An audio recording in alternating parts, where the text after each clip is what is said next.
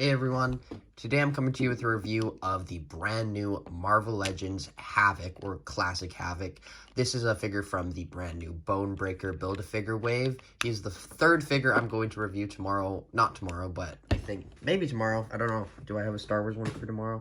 Yes, I do. I have Death Watch Mandalorian. But Vulcan will be next. But this figure is absolutely amazing. I didn't think that I, needed it until I saw it, because I'm a huge fan of the Jim Lee Marvel Legends that they've put out over the years. And it kind of felt like a few years ago they were done with that. And the fact that we just got this design is so cool, because I have another figure to put on my Sentinel shelf, because he will just fit perfectly with it, and all the effects, everything with this figure is outstanding. So without further ado, let's get into Havok's review. So obviously I want to start with the box. You can see he is number 2, and he is included with the barrels for Bonebreaker. His bio reads, Marvel's Havok. Alex Summers, aka Havok, fires superheated plasma from his hands to devastating effect. A veteran hero and leader, he longs to step out of his older brother's Cyclops shadow.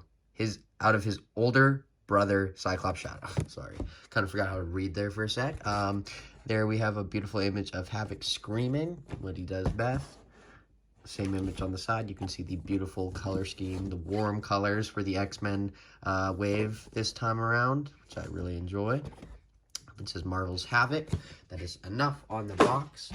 Here we have the figure itself. Now this is definitely feels different when he doesn't have all the effects on, but it's still, you can still get him in his just normal stance with the other X-Men depowered like this, which is always good to get. But his effects, he does come with 3. He is included with these 2, which yeah, they are different. So these kind of just go over his hands. You take them off and then you peg them back in.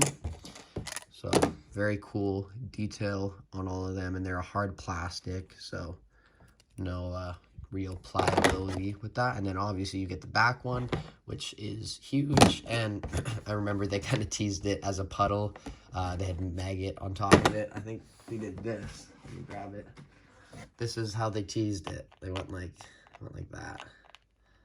So it's kind of crazy to finally have that in my hands, but there you can see the back. It's obviously a lot bigger, but you can only attach this to the back. There's no way to do it to the front, maybe like sticky tack, but that's my only problem with the figure. Is I do wish, because we have waited so long for another Havok like this, I wish we would have gotten something, maybe not a peg, but something for the front. But honestly, this figure is amazing as is, so I'm going to not even complain.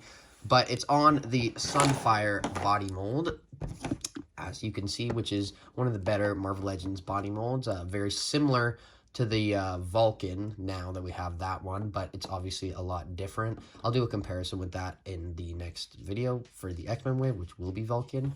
But you can see his crazy head sculpt with the thing over his head, his iconic, I don't know what it's called.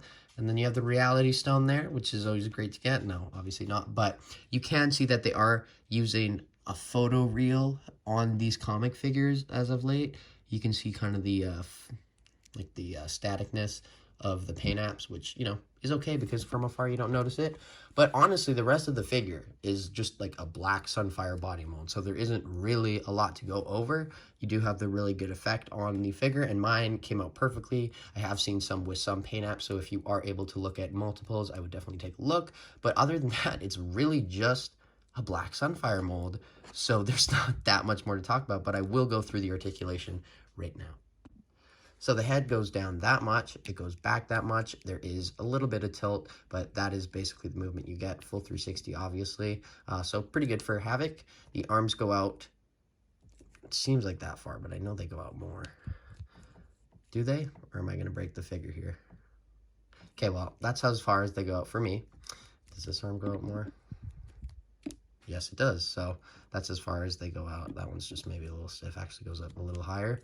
But you do have the beautiful butterfly joint, which is just amazing on this. Probably the best figure with the best butterfly joints for a Marvel Legend that we have out right now. Obviously, you get full 360, bicep swivel, double jointed elbows, which I was never a big fan of these, because it just doesn't go in that much. I don't know why or how they could have fixed it, but it's double jointed, but it just doesn't go in that much, but not a huge problem. And then all the hands are on horizontal hinges, I mean, and when I say all the hands, I mean the 2 fists, because he doesn't come with any extra hands, but full 360, obviously.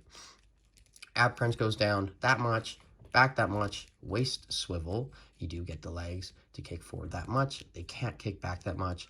He can do the splits that much. He has an upper thigh cut, double jointed knees, boot rotation, which is always great. And then the ankles go up that much, down, which is actually a lot, and beautiful ankle rocker pivot. But that is obviously pretty standard articulation, and I probably didn't even need to show that because you all know Sunfire mold probably. So let's get on to some comparisons. So Havok next to Vulcan, obviously you can see this is the new replacement for the Bucky cap, but they do have some similarities. Obviously they're both having the beautiful butterfly joints, but this one is pinless. An amazing figure. A lot to say about him in the next video. But for the comparisons, I'm going to compare him next to the Love Triangle 3-pack Cyclops. I could get the normal one from the Warlock wave, or I think it's the Warlock wave. But he's in Sentinel's hands, and I don't want to get him out because that's going to just make a mess. Anyway, there is the Wolverine from the same wave as Havok. Here, let's bring the camera up a bit. But you can see kind of just standard X-Men. And then the most important comparison is the Juggernaut Build-A-Figure wave Havok on the Bucky Cat mold. Obviously, you can see a lot of improvement, but this one was from 2016. This is 2022, so wow. That is crazy. 6-year difference. That's just weird. This feels like yesterday I got this wave. But you can see that they have some similarities because they're both in black. Kind of reminds me of Black Bolt in some ways, but obviously not. But definitely liking this figure more. You can use the effects that came with the new one on the old one. They just poured in. A little loose, but you can get them on, and obviously you can get them on the hands too. But I believe that is all I have for comparisons, because that's, the rest are in my Jim Lee display, and I'm sorry guys, I don't want to get them out. They're all so perfectly in there. It's just going to be a disaster. So that is all I have for comparisons for Havok, but let's get on to my final thoughts. So my final thoughts on the Havok figure is I didn't expect that I would okay, let me word this differently. So I kind of had a little dark age of Marvel Legends collecting after all the Jim Lee figures came out, because I basically was like, you know what, I have all of them, so what's the need to keep collecting? Because I felt at that point that I had all the main Marvel characters that I wanted. Oh, how I've been so wrong. I got, they've been releasing so many amazing figures recently, so I'm very happy that I'm still into this fabulous line. But I did not really think that I would want a Havok this much until I saw it, and I am so happy that I have this figure now. He's going to go so well on the Sentinel shelf. The effects are amazing. Obviously, it's just a Sunfire mold, but I don't know what more you could ask for. You get the amazing effects. This is just an amazing figure, even to just stand there like this. Overall, I'm going to give him, as a Havok figure goes, I'm going to give him a 9.5 out of 10. He might be one of my favorites of the wave, but we will see when we get to the Bonebreaker wave and do the ranking. But as always, let me know how you feel about this Havok figure in the comments below. Are you going to pick him up? Do you like him? Yeah, and whatever else you want to say about the figure, just leave it in the comments below. And as always, I have been Jagger Collector. Like, subscribe, and I will see you in my next video. Bye, guys. Reality Stone. Psych.